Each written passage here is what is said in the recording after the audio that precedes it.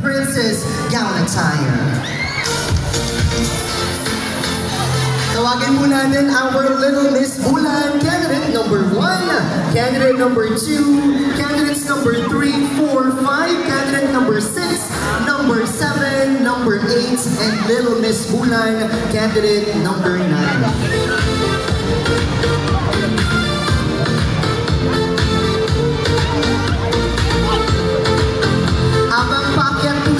Sa entablado, feeling ko yung siyam na manlalahok po ngayong gabi ay parang maikukumpara mo sa official candidates ng Miss Bulan and the international and national beauties that will be parading on the 29th May of this year. Kaya naman po, kaabang-abang kasama ng mga nanalo at kahit yung mga hindi nanalo on the past DLC competition. Congratulations, I should say, to the Bulan Marching Royals of the Bulan National High School Drum and Lyre Corps, ang hindi matinag na twice defending champion, and of course the first ever champion for the elementary level from the South Coastal, the Quezon Elementary School DLC.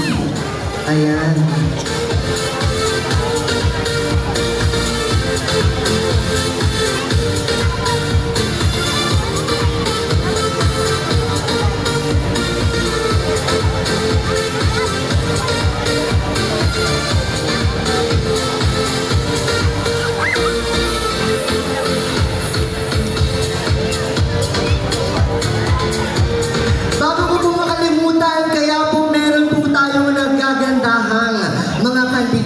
Manlalahok dito po sa itaas ng entablado are because of the ever-supportive parents. Palakpakan nyo naman po sila backstage.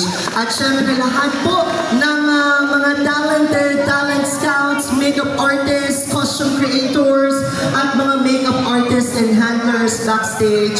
I personally would like to thank Mami Shen Dominguez-Sauro for my outfit and makeup for tonight, and for my hair, Salpura, Mia, and Nemi. Maraming salamat, Kuya Bong, Mami Lana, and Mami Cyril.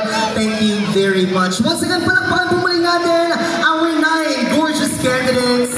Kung kanina ay nasubukan po natin ang kanilang mga ganda at galing sa pagrampa, this time we will be challenging them one by one on their intellectual capacity on how to answer and interpret our preliminary question for tonight. Ladies and gentlemen, the preliminary question and answer portion.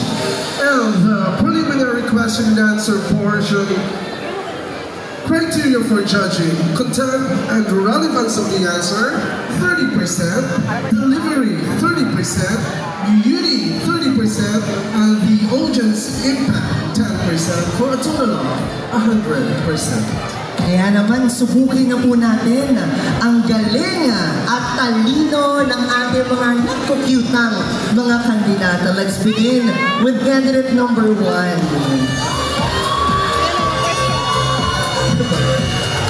Hindi pa rin sila tapos mag-candidate number. Hi, candidate number 1. Lakasan natin, sige.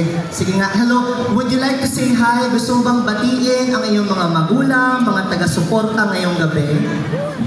Magandang gabi po, Bulanenyo, at magandang gabi po sa inyong mga kurado.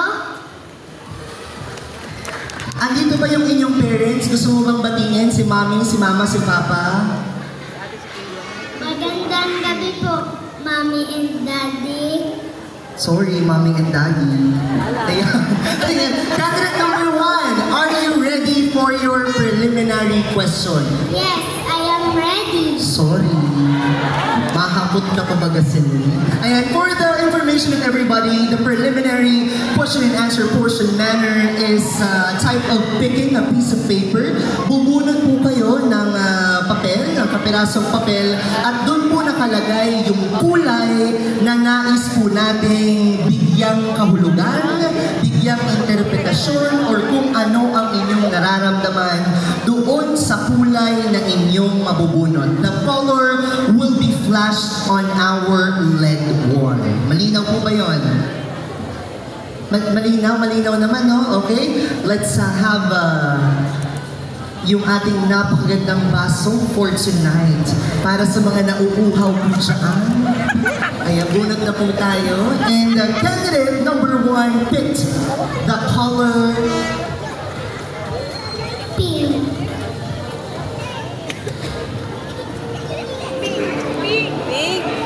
Candidate number 1 picked the color pink.